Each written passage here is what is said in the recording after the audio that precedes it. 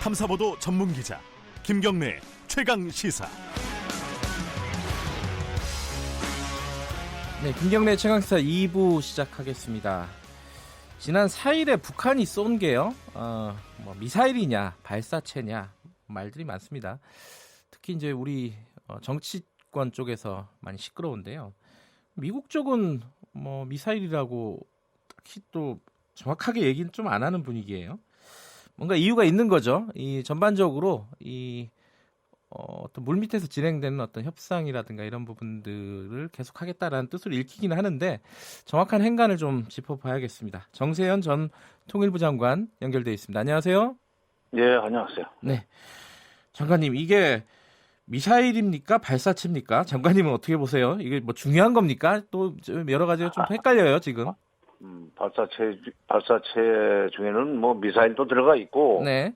뭐 방사포도 들어가 있고, 뭐 여러 가지 다 있는데, 네. 미사일은 미사일이죠. 그러나 미사일은 미사일이다. 예. 그런데 미사일이라고 딱 성격 규정을 하는 경우에 예. 유엔 제재로 끌고 가느냐 마느냐는 문제가 이제 생기죠. 그럴 경우에 지금 모처럼 지금 북미 하노이 회담 이후에 북미 협상의 모멘텀이 잠시 좀 깨지기는 했지만, 네. 제재를 시작해 놓으면은 아무리 북한이 그런 짓을 했다 할지라도 제재를 시작해 놓으면 북미 협상의 모멘텀 살려내기는 어렵습니다. 그러니까 미국이 그걸 계산한 거예요. 그러니까 미국으로서는 지금 판이 깨지는 게 특히 트럼프로서는 좀 곤란합니다. 왜냐하면 네. 내년 선거를 앞두고 그동안에 했던 일이 1년 가까이 해왔던 일이 지금 그냥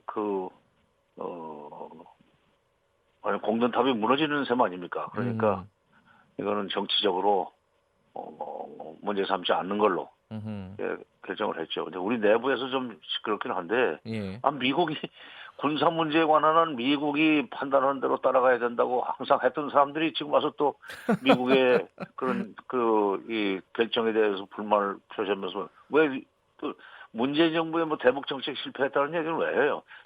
대미 정책이 잘 됐구만. 아니 근데 이게 이제 보통 대중들한테 이 설득력을 가질 수도 있어요. 뭐냐면은 아니 그 미사일을 이 홍길동도 아니고 아버지를 아버지라고 못 부르고 미사일이라고 못 부르는 게 말이 되냐? 이게 되게 이제 쉬운 말이잖아요. 그러니까 그럼 그렇죠. 예, 그러니까 요 말에 대해서는 어떻게 저희들이 받아들여야 될까요? 아니 이거 군사 안보 문제라는 게 결국은 네. 해석의 문제입니다. 예. 해석의 문제예요. 정확한 진실은 따로 있고, 그다음에 진실과 별도로 또 해석이 있고, 해석이 어떻게 되느냐에 따라서 정책이 달라지는 건데, 네. 미국에서 지금 미사일이라고 하고 싶지 않은 거예요. 그러니까 우리도 미사일이라고 못한 거예요. 처음에는 우리 군에서 미사일이라고 발표를 했다가 했었죠, 합참에서. 예. 40분 후에 다시 발사체라고 한 거 보면 예. 미국에서 바로 지시가 내려온 거예요. 야, 그거 미사일이라고 하면은 복잡해진다. 이걸 그냥 발사체라고 좀 광범하게. 그러니까 동물 중에는 개도 있고 닭도 있지만은 딱 특정해서 동물 이름을 얘기하지 말고 그냥 동물이라고 하자. 이래야만 미국이 좀 편해진다.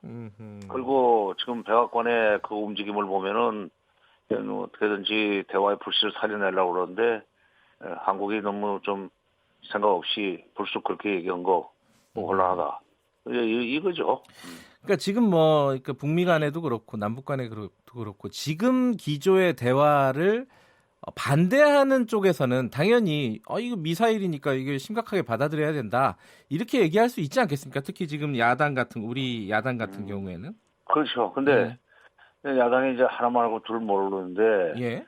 그렇게 해서 미사일이라고 난리를 쳤다 칩시다. 예. 이게 유엔 안보리 가서 제재를 불러올 만큼의 사거리가 아니에요, 거리가. 아하, 예. 200km, 300km는 사실 국내에서 얼마든지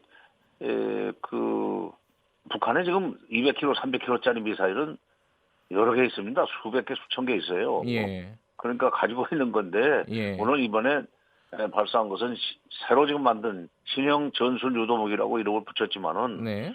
그리고 방향도 남쪽으로 쏘지도 않고, 그러니까 청와대에서 뭐 군사 분야 그 합의서 작년 9.19 군사 분야 합의서를 위반한 것처럼 얘기를 하는데 그것도 옳지 않다고 저는 봅니다. 왜냐하면 그 긴장 완화 지역이라고 할까 완충 지역을 비무장지대 그 2km보다도 더 늘리지 않았어요. 네.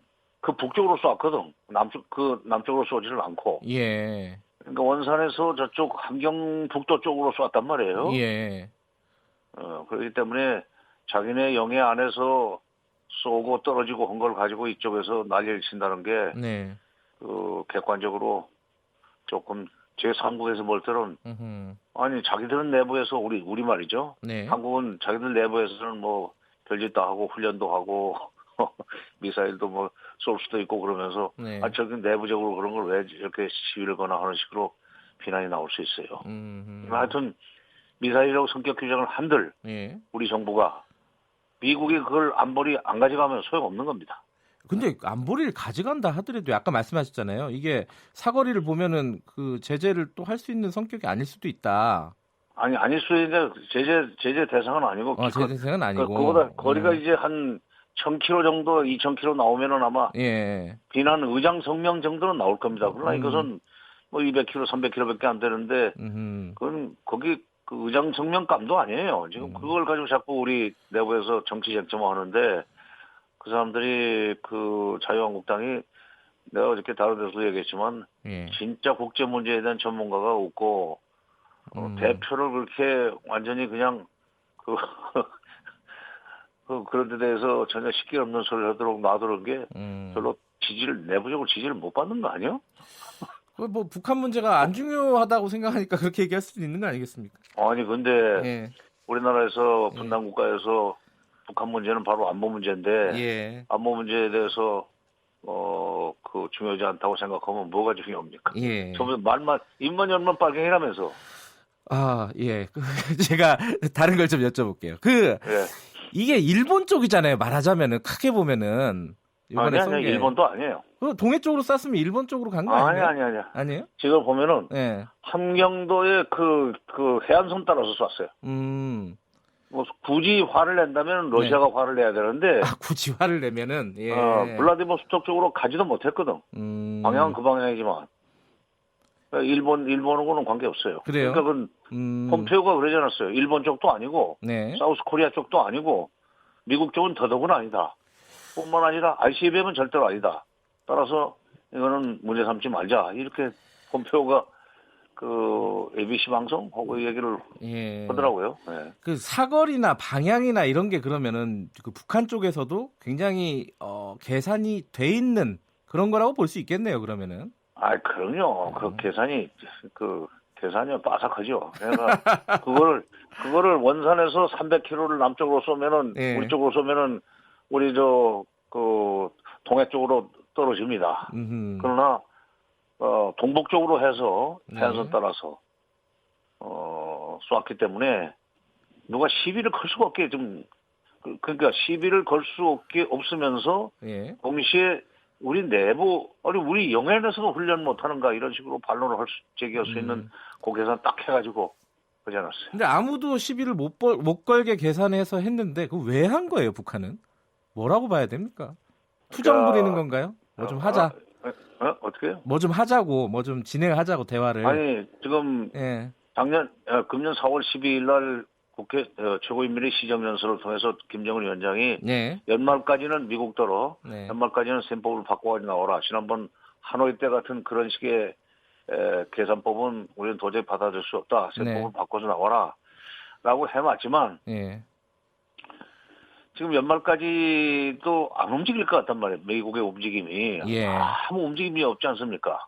그러니까 이런 일을 벌여놓으면은 회담을 빨리 하자는 식으로 미국이 받아들여가지고 물밑 접촉을 제의해 올 거다 하는 계산까지 하고 지금 일을 벌린 겁니다. 그러니까 제재는 할 수 없고 그러나 가만 놔두면 이게 점점 횟수가 늘어나고 거리가 늘어나면서 방향도 바뀌고 가령 일본을 자극한다든지 남한을 자극한다든지 해서 미국에 대한 불만이 나올 수 있도록 만들 수 있다고 보고 아마 미국이 움직일 거다. 근데 계산이 좀 비교적 맞아가는 것 같아요. 그래요? 미국이 움직일 여지가 좀 생겼다고 보십니까? 아니 폼페오가 뭐 지금 그 대화를 하겠다고 지금 여러 가지 채널로 대화를 지금 시도하고 있다고 외교적으로 해결하겠다고 그러지 않았어요. 예. 그러니까 북한 계산이 맞아떨어진 겁니다. 아, 그래요. 아니 그러니까 예. 미국을 상대로 벌린 일을 가지고 왜 우리나라에서 왜 아니, 당장 문재인 정부를 공격을 하느냐? 뭐 쏘면 약간 불안하니까 좀 그럴 수도 있는 아니 거. 그리고 예. 아베도 좀 가만히 있지 아베도. 그러니까 일본도 완전히 조용하더라고요. 미국이 딱 입을 닫으라고 지시를 했으니까 바로 예. 어저께인가 그 트럼프 대통령하고 아베하고 통화를 했다고 그래요. 아마도 트럼프 대통령이 아베 총리한테 먼저 걸었을 겁니다. 네. 시끄럽게 하지 마라. 당신 내가 시끄럽게 하면 곤란하다. 이렇게 교통정리가 되고 있는데 그동안에 한미동맹 그렇게 강조했던 사람들이 이번에 그 미국한테 왜 따지지 못하냐고 하는 거 보면은 좀 이해가 안 되대요. 근데 이제 한미동맹 말씀하시니까 또 이게 좀 생각이 나는데요. 그 일전에 그 이종석 전 통일부 장관 있잖아요. 예, 예. 그 윤 장관님, 정 장관님 그 저기 다음에 통일부 장관 하신 분이죠. 그렇죠. 예. 그런 말씀을 하셨어요. 지금의 한국 정부 자세로는 남북 관계 진전 안 된다. 이게 미국 말 너무 듣고 이런 거 지금 문제 좀 있다. 우리 독자적인 지난달 한겨레 신문 칼럼입니다. 예, 이 생각에 대해서는 어떻게 생각하십니까, 정 장관님은? 내가 그거 보고 바로 문자로 훌륭한 칼럼 썼다고 내가 칭찬했어. 자, 어떤 부분이 훌륭한 건지 설명을 좀 해주셔야죠. 아니 지금 이대로 해가지고 미국에 대해서 할 말도 못하고 미국이 못하게 한다고 해서 개성공단이나 금강산 관광을 시작도 못하는 이런 식으로 해가지고 무슨 그 남북관계를 개선하겠다고 그러냐. 이게 남북관계 개선을 하면은 그 북한에서 얘기했듯이 중재자 촉진자 역할보다는 행위자가 되라. 행위자. 플레이어가 되라는 표현을 썼지만 예. 그런 식으로 갖춰야 된다. 그러니까 금강산 관광 개선공단 같은 거는 치고 나가야 된다. 그렇게 해서 이게 남한이 그래도 미국만 그러니까 미국 눈치만 보는 건 아니구나라는 식의 인식이 생겨야 그나마 남북관계 개선이라든지 정상회담도 다시 할 수 있다 하는 그런 취지였거든요. 예. 내가 이종석 장관한테 문자를 보냈다니까요. 그랬더니 또 바로 또 전화 왔어요. 예. 고맙다고. 고맙다고요? 그 같은 입장입니다. 이게 근데 그런 얘기를 또 이종석 장관이 했어요. 그 참모들이 너무 수동적이다. 참모들이 좀 강한 목소리를 내고 대통령이 좀 다독거리고 이런 분위기가 좋은데 참모들이 딱 조용히 있고 시키는 대로만 하고 이런 거 아니냐. 뭐 이런 얘기도 하는데 이건 어떻게 보십니까? 그것도 일리 있습니다. 이종석 박사가 그러니까 통일부 장관으로 나오기 전에 노무현 정부 초기부터 한 3년 가까이 청와대 그 NSC 국가안보회의 사무차장을 했었거든요. 그때 굉장히 적극적으로 움직였어요. 그러니까 대통령이 묻거나 지시하기 전에 먼저 사건이 터지면은 분석 대책해서 자꾸 올리고 그래서 대통령은 어떤 점에서는 그 적극적으로 보좌를 했죠. 그런 경험을 가지고 있는 사람이 볼 때 너무 좀 참모들이 오늘날 지금 문재인 대통령의 청와대 참모들이 너무 수동적으로 움직이는 거 아닌가. 그냥 그 막연하게 얘기를 한 건 아니고 아마 내부 정보를 가지고 얘기할 텐데 좀 그런 측면이 없지 않아 있을 겁니다. 있는 것 같아요. 제가 보기에도. 마지막으로 그 남북 정상 이번에 4.27 행사 보니까 좀 썰렁했지 않습니까? 좀 서글프더라고요. 느낌이. 예, 저는 갔었는데 판문점에 조금 썰렁합니다. 짝이른 외기력이 혼자 하고 올라오는 것 같더라고. 짝이른 외기력이요. 어떻게 좀 남북 정상이 만날 수 있는 모멘텀이 생길까요? 그냥 만들어야 되는데 이게 역시 남북 정상회담이 되려면은 북미 간에 뭐 움직임이 있어가지고 북미 간의 대화가 될 수 있는 가능성이 커질 때 비로소 그 남북 정상회담도 될 수 있다는 게 이게 어떤 점에서는 우리 비극이기는 한데 어쩝니까? 이건 형편이 지금 남북 정상회담도 북미 정상회담으로 건너가기 위해서 작년 4월에 했던 거 아니에요? 마찬가지로 이번 남북 정상회담을 해서 다시 또 북미 간에 좀 더 큰 그 거래 내지는 그 협상을 할 수 있도록 그 역할을 해달라는 게 북한의 남한에 대한 요구거든요. 그러니까 북미 협상 재개 가능성이 보일 때 저 되는데 그러다면 이제 우리가 미국을 먼저 설득해야죠. 예.